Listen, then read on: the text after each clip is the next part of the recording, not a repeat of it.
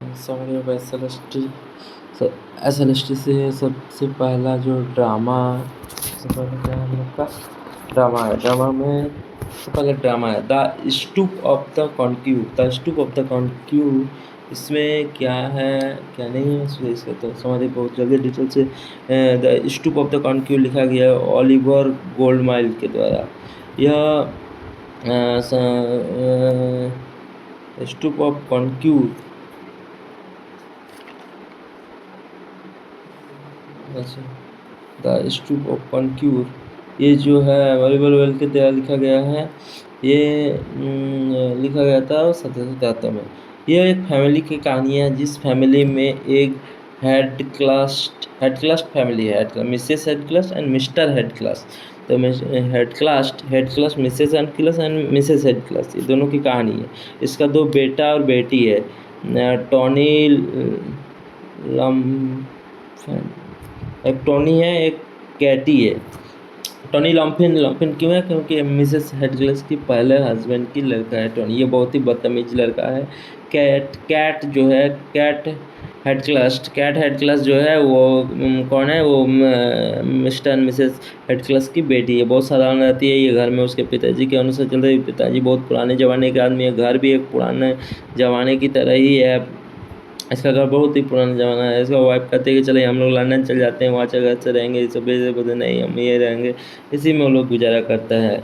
इसी का एक भतीजी भी इसी के घर में रहता है जिसका नाम है मिस नेविला। मिस नेविला जो है मिसेस हेड क्लास के देख रेख में रहती है। इसको इसलिए मिस नेविले के पास कुछ ज्वेलरी है, सोना गहना जो है कुछ ज्वेलरी है, और उस ज्वेलरी को वो जिससे शादी होगा उसी को वो मिल जाएगा। तो वो चाहते थे कि टोनी के साथ शादी करा देंगे तो मेरा ज्वेलरी मेरे घर में रह जाएगा। लेकिन टोनी तो अब बहुत बदतमीज, पिताजी को रिस्पेक्ट नहीं करते, बाहर उठ जाते। तो वो भी मिस नेविली को पसंद नहीं करता। मिस नेविली भी टोनी को पसंद नहीं करता। लेकिन इस मिसेस हेडक्लिफ भी चाहते कि दोनों को शादी करा दे, चाहे ज्वेलरी घर में रह जाए।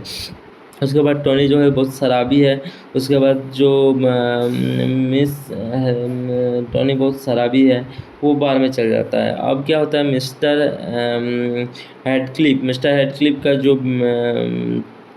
बेटी है उसको देखने के लिए उसका फ्रेंड का एक लड़का आता है, चार्ल्स मार्लो, जो कि केट केट मतलब उसके बेटी को देखने आता है। वो बहुत ही सादा सीधा है, उसके पिताजी की तरह जो चाहते हैं एकदम सादा सीधा कपड़ा घर में पहन के रहते हैं, एकदम मेड जैसे, बाहर में जैसे मेड रहता है उस तरह का रहता है। लेकिन जब वो बाहर जाते हैं तो उसका जब बाहर जाते हैं तो उसे बहुत ही मॉडर्न कपड़ा पहन लेती है वो चार्ल्स। तो ये चार्ल्स मॉडर्न उस अपने दोस्त लाया था, जॉर्ज हस्टिंग दोनों दोस्त को लाया था। जब आया था, जब उस शहर पहुंच गया उसी समय उसमें ये रास्ता पूछ लिए कि हेड क्लास का घर कहाँ है, मिस्टर हेड क्लास का घर था। वो पूछ लिए थे टोनी लुमकस से। बार में थे तो पूछ लिए, तो वो टोनी समझ गया यह मेरा ही घर का पता पूछ रहा है। तो घुमा फिरा कर बोला आपको तो आप दूसरे जगह चला आए, आपको वहाँ जाने में बहुत देर लगेगा। आप एक काम कर सकते हैं, एक जगह एक बार है जहाँ पे आप रुक सकते हैं, वहाँ किराया दे दीजिएगा, सस्ता में आप रुक सकते हैं। झूठ मूठ के ही फंसा रहा था वो, अपने ही घर के बारे में अपने घर का एड्रेस दे दिया ताकि चार्ल्स मार्लो जो देखने आता है उसकी मिस्टर हेडक्लिफ की बेटी को, तो उसी के घर में रुकवा दिया और बोला कि ये भाड़ा है, ये लोग आपको बहुत ही जान मान करेंगे, लेकिन आप सोचिएगा यही बार ही है, पैसा वैसा फिक्स करके रह लीजिएगा। तो चार्ल्स मार्लो जैसे ही मिस्टर हेडक्लिफ के घर पहुँचे तब बातचीत होने लगा। उसी टाइम बोले कि कितना रेंट लगेगा, वो लोग बोलेगा क्या, वो लोग सोच रहा है रेंट का है, पूछ रहा है, ये तो मेरे दोस्त का लड़का है। बोलता है ठीक है आप रहिए। तो ये दोनों रहता है, चार्ल्स मार्लो और जॉफरी हेडक्लिफ। लेकिन इसमें क्या होता है, जो उसका घर में मिसेस हेडक्लिफ का जो भतीजी है मिसेस नेविला, उसे उसके पास ज्वेलरी है, वो जिससे शादी का उसका ज्वेलरी हो जाएगा। उन्होंने वो प्यार करता था जॉर्ज हेस्टिंग से। अब ये दोनों सोचते हैं कि हम लोग भाग जाएंगे, ज्वेलरी उसके पास छोड़ा कर लेंगे। इसके लिए इसका हेल्प लिया टोनी का। टोनी बोले ठीक है तो तुम अगर चल जाओगे तो मुझे छुटकारा मिल जाएगा, तो तुम लोग का हेल्प हम कर देंगे, ज्वेलरी हम छुड़ा के आप लोग को दे देंगे, आप लोग चल जाइएगा, ठीक है।